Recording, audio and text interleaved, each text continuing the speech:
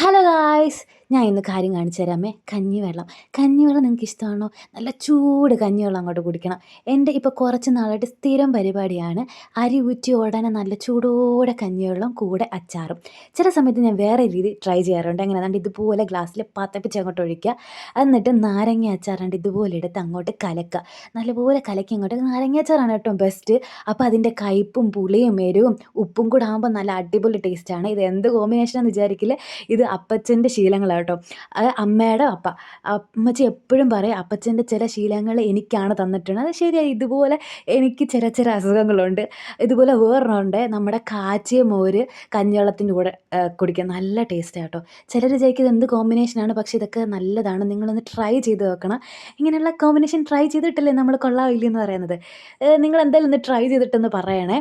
എന്തായാലും നല്ല energy drink അല്ലേ. ഇതുപോലെ എന്തെങ്കിലുമൊക്കെ കോമ്പിനേഷൻ നിങ്ങൾക്കും ഇഷ്ടമായിട്ടുള്ളതുണ്ടോ? ഉണ്ടെങ്കിൽ പറയണേ.